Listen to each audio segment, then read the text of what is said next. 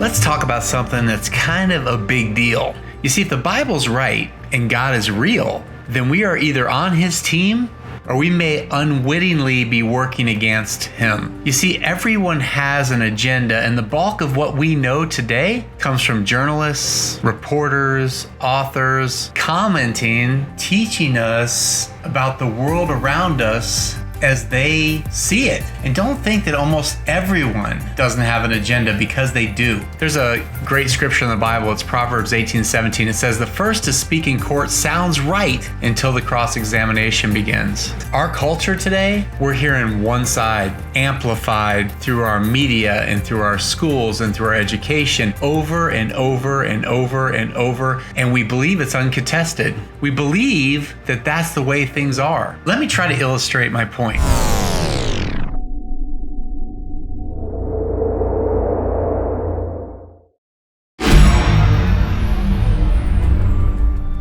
Let's talk about evolution. Evolution is the uncontested, unchallenged, at least in our public schools and in many universities, belief that we came from nothing. We matured, we adapted over many millennia, and we became the humans that we are today. The bulk of this theory comes from, of course, Charles Darwin and his book, Origin of Species. But Charles Darwin has an interesting quote in that book. He says, "If it could be demonstrated that any complex organ existed which could not possibly have been formed by numerous, successive, slight modifications, my theory would absolutely break down." What that means is that if it could be demonstrated that any complex system, any organ, anything that we have, any system in our body could not be formed by these small little steps over and over generations, little bits at a time, little changes at a time, his entire theory would break down. Are there examples of that? Well, let me introduce you to a guy named Michael Behe. Michael Behe wrote a book called Darwin's Black Box. He's a biochemical researcher and professor at Lehigh University, and he draws a very interesting picture. And that picture is based on the concept of irreducible complexity.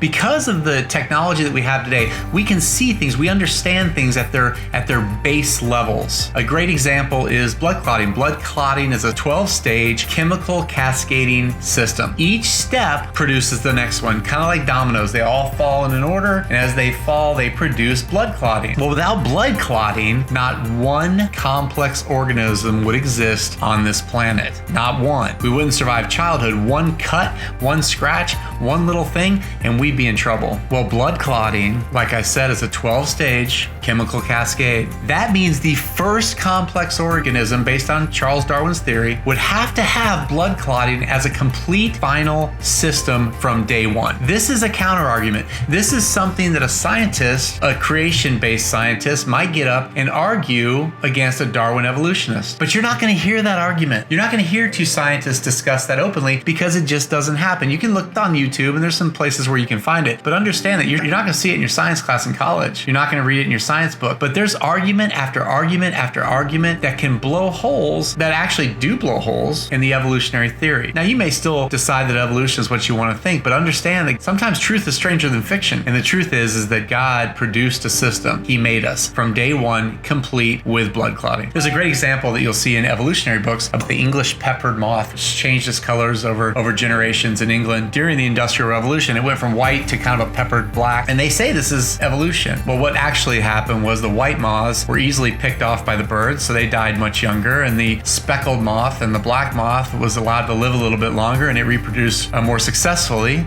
producing more and more black speckled moths. Now they're finding in England that the moth is turning white again. Is that evolution? See, I would call that specific adaptation. That's adaptation to the environment around you, not evolution. No species became another species. We get stronger when we work out. When we lift weights, our muscles grow. Cultures, and sometimes they like, blonde hair, blue eyes, and some cultures like, dark hair, dark eyes. And as those cultures grow and develop over time, you'll see more offspring that supports the values of that culture. That's specific adaptation. That's adapting to the world around you. It's not evolution, because one species does not become another. You see, the thing is, God created us. We were created. We are the perfect creation of a loving creator that wants nothing more than to have a relationship with us. He didn't make us as mind-numb robots that would do everything he says. He gave us free will, and with that free will, we have the freedom to love him or not. Because love, for it to be true, it has to be free. You have to have the freedom not to love. The first to speak in court sounds right until the cross-examination begins. If we're not exposing ourselves to the cross-examinations, to every idea, we're never getting the full picture. Something to think about till next time we talk.